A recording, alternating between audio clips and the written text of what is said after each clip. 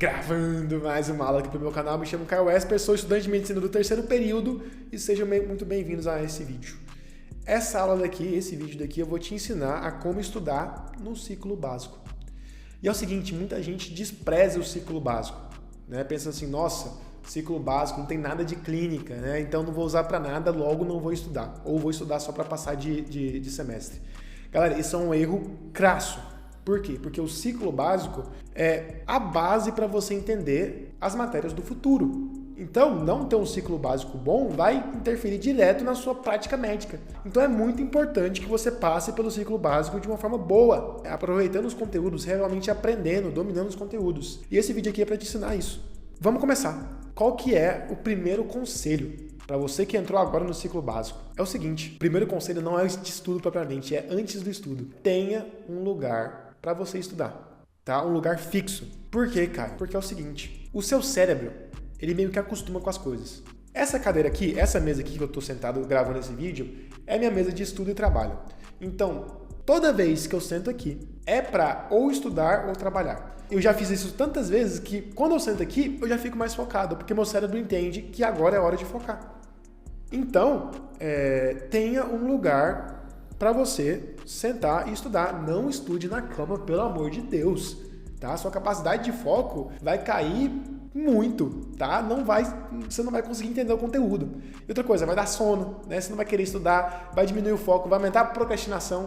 Então, arranje um lugar organizado, com boa iluminação. Aqui tem uma janela, tem uma lâmpada aqui também, com boa iluminação para você estudar. Claro, conforto também, né? Pega uma cadeira legal, não pega uma cadeira muito ruim, porque prejudica a sua coluna, você vai passar muitas horas aqui.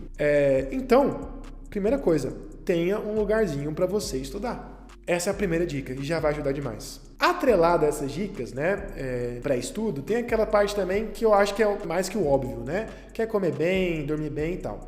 Isso aí eu vou deixar de lado que muita gente já fala sobre isso. Vamos para as que mais impactam, né? O segundo conselho é planeje. Cara, eu acho que é a palavra que eu mais falo aqui no canal, que é a organização, né? Seja organizado. Só não é a palavra que eu mais falo, que eu falo muito gravando mais uma aula. Organize, pelo amor de Deus. Se eu chegar aqui, acordei 5 horas da manhã para estudar, chego aqui, sento e eu não sei o que eu vou estudar, aí eu tenho que procurar para ver o que está precisando de estudo, procurar material e tal, eu vou desistir. Se eu não desistir, eu perdi muito tempo e eu perdi muito a capacidade de foco. A chance de eu procrastinar vai ser muito maior. Então, o que me ajuda demais, o que vai te ajudar, e não vai te ajudar, vai ser essencial, é você planejar o que você vai estudar. Por exemplo, eu, Caio, pelo modo que está arranjado minhas aulas durante a faculdade, eu sempre estudo anatomia no sábado, tá? Então, todo sábado à tarde que eu vou estudar, eu sento na cadeira para estudar, eu já sei o que eu vou estudar. Isso vai prevenir perda de tempo, procurar o que vai estudar, vai me deixar também melhor preparado, porque organizando, você sabe qual matéria tem mais demanda, né? Você não deixa de estudar uma matéria e estuda outra demais. E também você diminui as chances de procrastinação, porque não tem muita enrolação, né? Você vai só chegar a estudar. Essa fase que você tem de pegar o livro, ver o que você vai estudar, isso aumenta muito a sua chance, aumenta muito o tempo que você pode procrastinar. Aí aumenta a chance de você simplesmente sair. Então, planejar o estudo. Eu sei o que eu vou estudar na minha semana inteira. Eu tenho dias definidos para estudar alguma coisa. Eu tenho dia para estudar clínica, dia para estudar anatomia, dia para estudar histologia. Então, isso é essencial. Agora, indo propriamente para os estudos. Igual eu falei para vocês, o ciclo básico, as matérias do ciclo básico, a dificuldade delas é que elas são muito abstratas, não tem muita correlação com a clínica. E seu cérebro, para ele aprender, é como se fosse, ele produz correntes, né? Para você produzir correntes, tem que ligar um elo no outro. Seu cérebro, ele constrói conhecimento, constrói memória, tipo assim, ele constrói conexão entre os seus conhecimentos. E uma coisa que ajudaria nessa correlação é a prática clínica. Porque você correlaciona no cérebro e aprende mais rápido. Só que é muito raro ter essa correlação no ciclo básico. A gente tem menos essa correlação. Então a gente precisa estimular de outra forma. Qual que é a melhor técnica de estudo para essas matérias abstratas e para todas as matérias do ciclo básico, exceto a anatomia? Mas a anatomia tem um vídeo aqui explicando como é que estuda a anatomia. Qual que é a principal forma de se aprender? É você se explicar a matéria em voz alta. Como assim, Caio? Eu estou lendo lá o Guyton, né? Então, estou lá lendo o metabolismo lipídico. Se eu ficar lá sentado só lendo os parágrafos, parágrafo atrás de parágrafo e lendo de forma passiva, ou eu vou dormir, tá? E se eu não dormir, eu não vou aprender nada. Nada. Por quê? Porque é muito complexo, é muito abstrato para eu entender só lendo.